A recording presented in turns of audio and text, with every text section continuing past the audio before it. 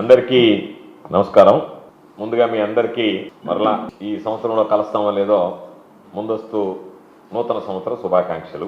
అయితే ఈరోజు ప్రధానమైనటువంటి అంశం ఏమిటంటే, పేదల ఇళ్ల నిర్మాణంపై కూడా చంద్రబాబు ఎటువంటి అసత్య ప్రచారాలు చేస్తున్నాడు, ఏ విధమైనటువంటి బిల్డప్లు ఇచ్చుకుంటూ తాను కట్టనటువంటి, తన కంట్రిబ్యూషన్ లేనటువంటి విషయంలో నేనే మొత్తం ఇల్లు కట్టానని చెప్పి ఏ విధంగా చెప్పుకుంటున్నాడు అని చెప్పే దాని మీద ఏదో పేపర్లో పత్రికా విమర్శలు అది కాకుండా క్షేత్రస్థాయిలో దాని మీద కాస్త అధ్యయనం చేసిన తర్వాత పూర్తి వివరాలతో మాట్లాడితే బాగుంటుంది, ప్రజలకు కూడా పూర్తి వివరాలు అర్థమవుతాయనేటువంటి ఆలోచనతో అన్ని వివరాలు సేకరించి ఈ సమావేశం ఏర్పాటు చేయడం జరిగింది. ముందుగా చూస్తే చంద్రబాబు నాయుడు గారు ఒక యార్డ్ ఇచ్చాడు నవంబర్ 11వ తేదీ. ఈ యార్డ్లో 3,192 ఇళ్ళు, అంటే 3 లక్షల ఇళ్ళు అన్నాడు కదా. చంద్రబాబు ఒక సిద్ధాంతాన్ని నమ్ముతాడు, అబద్ధం చెప్పినా అతికినట్టుగా ఉండాలని, ఎక్కడ తేడా ఉండకూడదని. చంద్రబాబు అబద్ధం చెప్పాడు అంటే గోడగట్టి సిమెంట్ పూసి సున్నం వేసినట్టు ఉంటుంది తప్ప ఎతికినా ఎక్కడ అతుకులు కనపడవు. కాబట్టి చంద్రబాబు నాయుడు 3 లక్షలు అన్నాడు కాబట్టి 3,192 ఇళ్లకు సంబంధించి ఇదిగో నేను గృహప్రవేశాలన్నీ చేసేస్తున్నాను, దానికి సంబంధించినటువంటి ఇళ్ల నిర్మాణం పూర్తి చేశానని చెప్పడం జరిగింది. దానిలో నెల్లూరు జిల్లాకు సంబంధించి కూడా ఒక లిస్ట్ ఇచ్చాడు. ఆత్మకూరు నియోజకవర్గంలో 1,490 ఇళ్ళు, కందుకూరు నియోజకవర్గంలో 1,059 ఇళ్ళు, కావల్లో 4,756 ఇళ్ళు, కొవ్వూరులో 2,015 ఇళ్ళు, నెల్లూరు రూరల్లో 2,602 ఇళ్ళు, సర్వేపల్లిలో 2,357 ఇళ్ళు, ఉదయగిరిలో 1,645 ఇళ్ళు, వెంకటగిరిలో ఉన్నటువంటి 3 మండలాలు, నెల్లూరు జిల్లాలో ఉన్నటువంటి కలువాయి, రాపూర్, సైదాపురం 3 మండలాల్లో 790 ఇళ్ళు వేరసి 19,678 ఇళ్ళు నేను కట్టాను అని చెప్పి ఆర్భాటంగా ప్రకటించి, దానికి సంబంధించి పాపం ఎమ్మెల్యేలు ఇళ్ళకి వెళ్ళడం, వాళ్ళు పాపం అయోమయంగా, అయ్యా మీరు ఎందుకు వచ్చారు, ఇప్పుడు ఇళ్లలో ఉన్నాం కదా మేమన్నా కూడా వాళ్ళకి ఒక తాళం చేతిలో పెట్టడం, నమూనా అన్ని రకాలైనటువంటి విన్యాసాలు చూసాం. కొంతమంది మీడియా పక్షపాతం లేకుండా పారదర్శకంగా ఉండే మీడియా కూడా అయ్యా లబ్ధిదారులు ఆశ్చర్యపోయి ఈ విన్యాసాలు చూసామని కూడా చెప్పడం జరిగింది. దాని మీద మాకు అనుమానం వచ్చి చంద్రబాబు నాయుడు ఈ 18 నెలల్లో ఎప్పుడు లేనటువంటి విధంగా 3 లక్షల ఇల్లు కట్టాడు పేదవాళ్ళకంటే నమ్మశక్యం కాలేదు. దాంతో వెంటనే సమాచార హక్కు చట్టం కింద 12వ తేదీ చంద్రబాబు నాయుడు ఈ కార్యక్రమం ప్రారంభించిన వెంటనే 13వ తేదీ అయ్యా నెల్లూరు జిల్లాకు సంబంధించి మీరు ఎన్ని ఇళ్ళు మంజూరు చేశారు, ఎన్ని ఇళ్ళు కట్టారు, ఎంత చెల్లింపులు చేశారో వాటికి సంబంధించినటువంటి వివరాలు ఇవ్వండి అని చెప్పి అడగడం జరిగింది. 17/12/2025 నాడు దానికి సంబంధించి జూన్ 2024 నుండి, అంటే చంద్రబాబు అధికారంలోకి వచ్చినప్పటి నుంచి 13/11/2025 నాటికి ఎన్ని ఇళ్ళు మంజూరయ్యాయి నేటి వరకు అని చెప్పి అడిగాం. దానికి సంబంధించినటువంటి వివరాలన్నీ ఇవ్వండి అని చెప్పి అడిగితే వాటికి ప్రభుత్వం జూన్ 2024 నుండి నవంబర్ 21 వరకు ఎన్ని ఇళ్ళు శాంక్షన్ అయ్యాయి అనేటువంటి దాని మీద అధికారులు వివరాలు ఇచ్చారు. అది వాటి వివరాలు. ఇది రైట్ టు ఇన్ఫర్మేషన్ యాక్ట్ కింద తీసుకున్నటువంటిది, వాళ్ళ సంతకాలతో సహా వచ్చినటువంటివి. దానికి సంబంధించి అధికారులు ఏం చెప్పారంటే, మేము మొత్తం 2,838 ఇళ్ళు మంజూరు చేశాం. దానిలో 2,824 ఇళ్ళు అసలు మొదలు కాలేదు. అర్బన్లో ప్రధానమంత్రి ఆవాస్ యోజన అర్బన్ కింద 14 ఇళ్ళు బిలో బేస్మెంట్ లెవెల్, అంటే గుణాధారాలు కూడా తీయలేదంటే ఊరికి గుంతలు దగ్గర ఉండాలని చెప్పారు. డబ్బులు రూపాయి ఇవ్వలేదు అని చెప్పి పేమెంట్ ఎంత చేశారని అడిగితే ఎక్కడ ₹1 కూడా పేమెంట్ ఇవ్వలేదు అని చెప్పి అధికారులు నిర్ధారించినటువంటి కాగితం. రెండవది, ప్రధానమంత్రి ఆవాస్ యోజన గ్రామీణ కిందకు వస్తాం. గ్రామీణ కిందకు వస్తే మొత్తం శాంక్షన్ అయిన ఇళ్ళు 44 ఈ జిల్లాలో. కొన్ని మండలాలు అయితే శాంక్షనే కాలే. ఏఎస్పేట, అల్లూరు, అనంతసాగరం, మర్రిపాడు, సంగం, కలువాయి, లింగసముద్రం, కొండాపురం మండలాల్లో మాత్రమే ఇళ్ళు శాంక్షన్ అయినాయి గ్రామీణ ప్రాంతాలకు సంబంధించి. ఎన్ని ఇళ్ళు శాంక్షన్ అయినాయి? 44 ఇళ్ళు శాంక్షన్ అయినాయి. ఎన్ని ఇళ్ళు మొదలు పెట్టలేదు? 23 ఇళ్ళు అసలు మొదలే కాలేదు. 16 ఇళ్ల పరిస్థితి ఏంది? బిలో బేస్మెంట్ లెవెల్, అంటే ముగ్గులు పోసి ఉండేటువంటివి, గుణాధారాలు కూడా తీయనటువంటివి. రూఫ్ లెవెల్కి వచ్చినాయి 4, కంప్లీట్ అయింది 1. దానికి సంబంధించి ఇచ్చినటువంటి పేమెంట్ 12 లక్షలు. అంటే చంద్రబాబు ఏమి చెప్పదలుచుకున్నాడంటే 19,678 ఇళ్లకి 12 లక్షలు పేమెంట్ ఇచ్చి నేను ఇల్లు పూర్తి చేశానని చెప్పదలుచుకున్నాడా? లేదు అనుకుంటే కేవలం ఇచ్చినటువంటి వేళలో ఏమీ ప్రారంభం కానటువంటి ఇళ్ళు 2,838 ఇళ్ళు అర్బన్లో శాంక్షన్ అయితే 2,824 అసలు ప్రారంభం కాలేదు, నాట్ స్టార్టెడ్. 14కి ముగ్గులు పోశారు. అది దానికి ఉన్నటువంటి పురోగతి. 44 ఇళ్లకు సంబంధించి 23 ఇళ్ళు అసలు ప్రారంభమే కాలేదు, 16 ఇళ్లకు ముగ్గులు పోశారు, 4 ఇళ్ళు మాత్రం వివిధ దశల్లో పురోగతులు ఉన్నాయి, రూఫ్ లెవెల్లో ఉన్నాయి, ఆ విధంగా ఉన్నాయని 12 లక్షలు పేమెంట్ ఇచ్చారు. ఇది యథార్థం. అధికారులు ఇచ్చినటువంటి కాగితం మీకు కావాలన్నా కూడా మీకు ఇస్తాను నేను. మొత్తం అధికారులు సంతకాలు పెట్టి రైట్ టు ఇన్ఫర్మేషన్ యాక్ట్ కింద మేము సేకరించినటువంటి వివరాలు. కాబట్టి ఈరోజు జగన్మోహన్ రెడ్డి గారి హయాంలో మేము ఇళ్ల స్థలాలు ఇచ్చాం, ఇళ్ళు ఇచ్చాం, అనేక సందర్భాల్లో చెప్పాం. ఇళ్ళు కాదు ఊళ్ళు నిర్మిస్తున్నాం అని చెప్పాం. మేము ఏ విధంగా ఇళ్ళు కట్టాము, ఏ విధంగా ఇళ్ళు నిర్మించాము, ఏ విధంగా వాటికి సంబంధించినటువంటి ప్రతి ఒక్కరికి పట్టాలు ఇచ్చాము, ఇళ్ల పట్టాలు అధికారం తీసుకెళ్ళి ఏ విధంగా పట్టాలు ఇచ్చాము, ఏ విధంగా ప్రారంభోత్సవం చేసాము అనేటువంటిది ఒక్కసారి మీరు చూడండి. ఇళ్ళు ఏ విధంగా ప్రారంభోత్సవం చేసాం, పట్టాలు ఏ విధంగా ఇచ్చాం, ఇళ్ళు అనేటువంటిది ఒక మహాయజ్ఞంలాగా ఏ విధంగా చేసాం, వాటితో పాటు ఇళ్ళు ఏ విధంగా కట్టాము, ఇళ్ల కాలనీలు కూడా ఒకసారి చూపిస్తాం మీకు.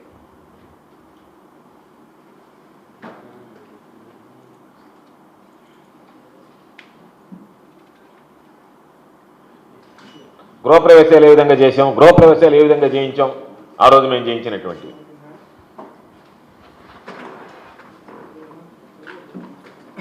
ఇళ్ళు, హౌస్ పూర్తయిన ఇళ్ళు.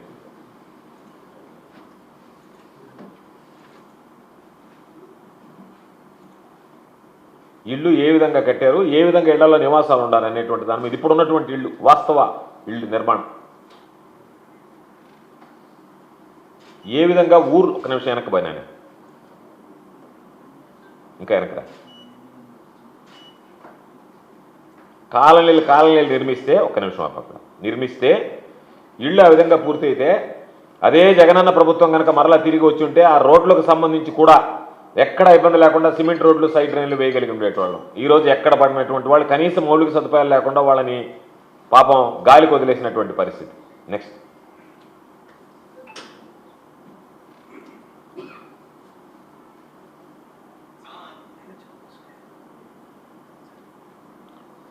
అత్యంత విలువైనటువంటి కోట్లాది రూపాయలు విలువ చేసేటువంటి స్థలాలలో ఎంతమంది ఎన్ని ఇళ్ళు మేము చెప్పాం, కాలనీలు కాదు ఊళ్ళు నిర్మించామని చెప్పి మరలా ఒక్కసారి చూపిస్తున్నాం. ఈ కాలనీలు కాదు ఊళ్ళు నిర్మించామని చెప్పాను.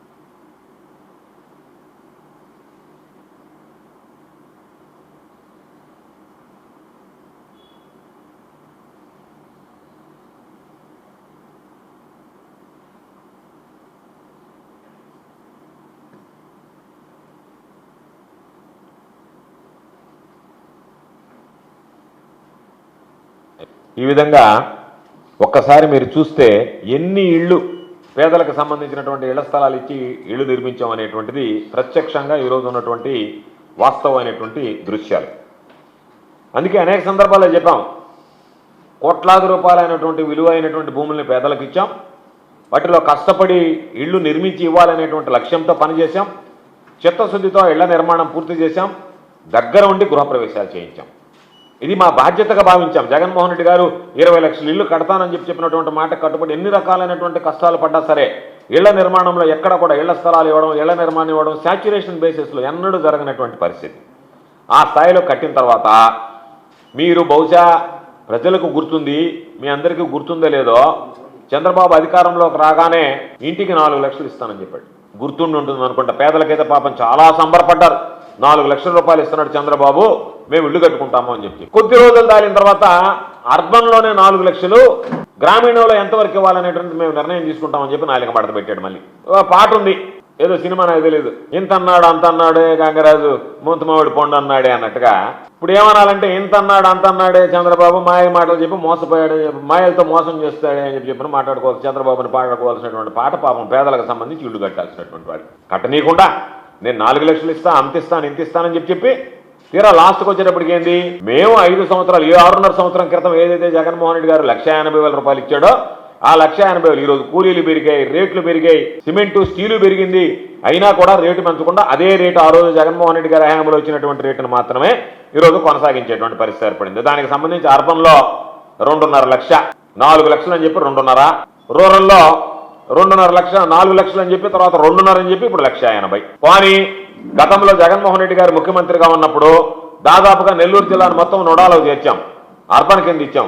కనీసం ఆ అర్బన్ కింద ఇచ్చున్నా ఈరోజు ఆ ఇళ్లకు సంబంధించి 2.5 లక్ష వచ్చిండేది. మీరు చేసినటువంటి ఘనకార్యం ఓన్లీ మున్సిపాలిటీల వరకు మాత్రమే మేము అర్బన్ కింద పరిగణిస్తాం, రూరల్ ఏరియాస్ మొత్తం గ్రామీణ కింద పరిగణిస్తామని చెప్పి తీసి పారేశారు. ఇప్పుడు మొత్తం ఆ రోజు మేము ఉన్నప్పుడు పెట్టినటువంటి 2.5 లక్షల ఇళ్ళు వచ్చేటువంటి అవకాశం ఉన్నవి కూడా చంద్రబాబు కానీ ఎవరు నోరు నడపనందువల్ల రాష్ట్ర వ్యాప్తంగా, ఇది ఒక మన జిల్లానే కదా, రాష్ట్ర వ్యాప్తంగా కూడా 1,80,000 ఈరోజు పాపం గ్రామీణ ప్రాంతాలకు సంబంధించి పడిపోయాయి. ఈరోజు చంద్రబాబు నాయుడికి అమరావతి మీద ఉన్నటువంటి మోజు అమరావతికి ఇవ్వడనేటువంటి తప్ప అమరావతి నిర్మాణం కావాలా, దానిలో నేను 5 ఎకరాల స్థలంలో ఇల్లు కట్టాలా, నాకు 4 పక్కల రోడ్డు ఉండాలా, నేను ఒక బ్రహ్మాండమైనటువంటి ప్యాలెస్ కట్టుకోవాలనేటువంటి ఆలోచనలో ఉన్నాడు తప్ప పేదవాడి ఇంటిని గురించి పేదవాడిని గురించి పట్టించుకునేటువంటి పరిస్థితుల్లో లేడు. అందుకనే కేంద్ర ప్రభుత్వం దగ్గర పోయినప్పుడు కూడా పేదవాడికి ఇళ్ల నిర్మాణంలో అన్యాయం జరుగుతుందని చెప్పి నిలదీయలేక కేవలం వాళ్ళ అమరావతికి ఏదన్నా అప్పిస్తే దాన్ని తీసుకొని వచ్చి సంతృప్తిపడి అమరావతి నిర్మాణం చేయాలా, అమరావతి దేశంలో ప్రపంచ రాజధానిగా ఉండాలా, ఆ ప్రపంచ రాజధానిలో నేను రాజులాగా పరిపాలించాలా,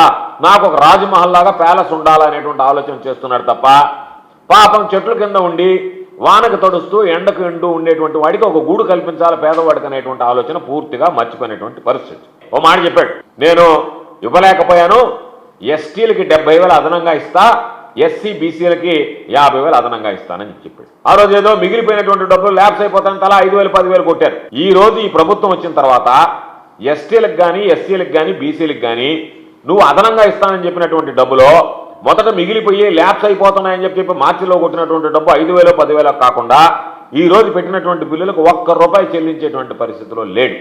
దానివల్ల ఏమైంది, పాపం పేదల ఇళ్ల నిర్మాణాన్ని ముందుకు వెళ్ళలేక దాన్ని అర్థాంతరంగా నిలిపివేసుకోవాల్సినటువంటి పరిస్థితి ఏర్పడింది. కాబట్టి 2000 దానికి మళ్ళీ ఒక జీవో ఇచ్చాడు, 2024 డిసెంబర్ ముందు ఉన్నటువంటి వాటికి ఇది వర్తించదు, 2024 డిసెంబర్ తర్వాత కట్టుకున్నటువంటి వాళ్ళకి మాత్రమే ఇది వర్తిస్తుంది. అంటే దాదాపుగా ఏ ఇంటికి కూడా ఈ 70,000 50,000 అనేటువంటిది వర్తించేటువంటి పరిస్థితి లేదు. అవి వర్తించినా కూడా వాటిని వేసేటువంటి పరిస్థితులు కూడా లేవు.